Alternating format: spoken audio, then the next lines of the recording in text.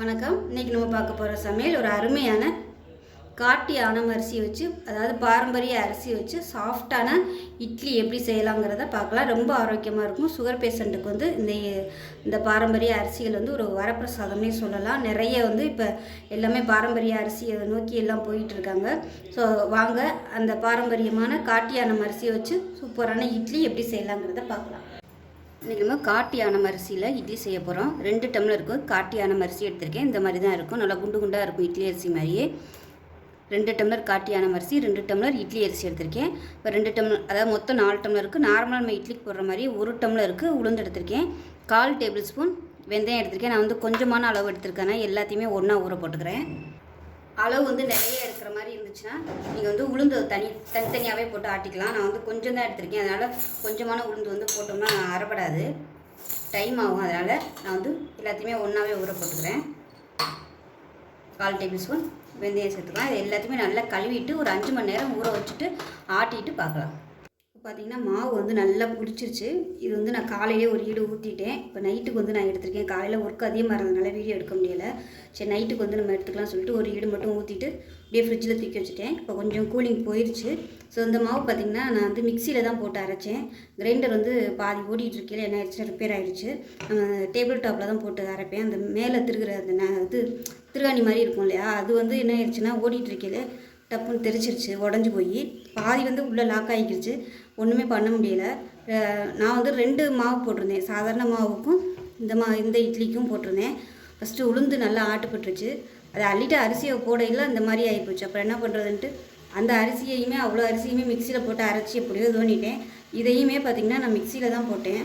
மிக்சியில் வந்து இட்லிக்கு அரைச்சதே கிடையாது. எனக்கு வந்து அது அவ்வளோவா பிடிக்காது. ஏன்னா மாவு வந்து ரொம்ப சூடாயிரும், மிக்சியும் சூடாயிடும், ரொம்ப நேரம் போடுற மாதிரியே இருக்கும். அதனால் எனக்கு செட் ஆகாது. நான் வந்து இதில் போடவே மாட்டேன், வேறு வழி இல்லை. அதனால் வந்து மிக்சிலே போட்டு அரைச்சிட்டேன். நான் ஒன்றாவே உளுந்தும் அதுவும் ஒன்றாவே ஊற போட்டதுனால சேர்த்து போட்டு எப்படியே அரைச்சி வச்சுட்டேன். காலையில் ஊற்றினா நல்லா தான் இருந்துச்சு. இப்போ இந்த குழியில் பார்த்திங்கன்னா எல்லாத்துலேயுமே எண்ணெய் தடவி வச்சுருக்கேன். தண்ணி நல்லா சூடாயிடுச்சு. பார்த்திங்கன்னா தண்ணி நல்லா கொதிக்குது பாருங்க. கொதிக்கவும் நம்ம இதை உள்ளே வச்சிடலாம். இப்போ இது வந்து வேகட்டும். வெந்ததுக்கப்புறம் பார்க்கலாம். இதுக்கு வந்து நான் இன்றைக்கி சட்னியெல்லாம் பண்ணலை. மத்தியானம் வச்ச மீன் குழம்பு இருக்குது, மீன் குழம்பு வச்சு தான் சாப்பிட போகிறோம். இப்போ வெந்ததுக்கப்புறம் பார்க்கலாம். இப்போ இட்லி வெந்துருச்சான்னு பார்க்கலாம். இட்லி நல்லா வெந்துருச்சு, நல்லா அமர்த்திடலாம். இது வந்து இப்போ நம்ம எண்ணெய் ஊற்றிருக்கிறதுனால கொஞ்சம் ஆறட்டும். ஆறினதுக்கப்புறம் எடுத்துக்கலாம்.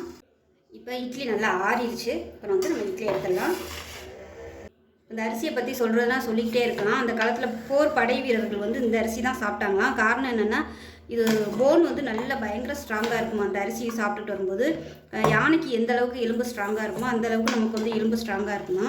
ஸோ 2வது போர் வீரர்கள் வந்து அடிபட்டு, அதாவது காயம் இந்த மாதிரிலாம் பட்டு இருக்கும்போது இந்த அரிசி எடுத்துகிட்டு வரையில் சரியாகுமா, புண்களும் ஆறும், அதே சமயம் இன்ஃபெக்ஷன் வந்து அதிகம் ஆகாமல் இருக்குமா. நோய் எதிர்ப்பு சக்தியுமே பார்த்திங்கன்னா அதிகமாக அந்த இதில் வந்து கிடைக்கும்னு சொல்கிறாங்க. 2வது சுகருக்கு வந்து ரொம்ப ஒரு அற்புதமான அரிசி இது. ரத்தத்தில் வந்து ஸ்லோவாக தான் ஏறும், நல்ல ஸ்லோவாக டைஜஸ்ட் ஆகும், ரொம்பவும் ஆரோக்கியமாகவும் இருக்கும்.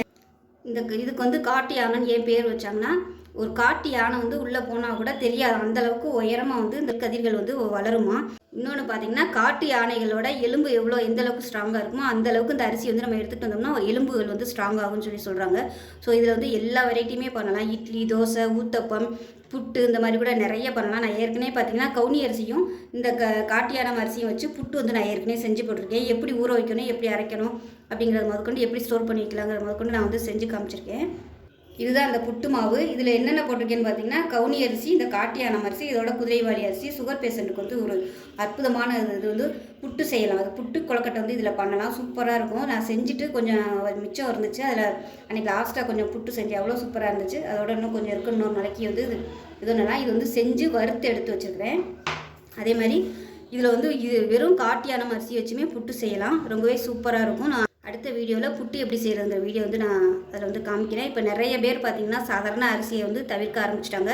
இந்த மாதிரி பாரம்பரிய அரிசிகள் வந்து சாப்பிட ஆரம்பிச்சிட்டாங்க.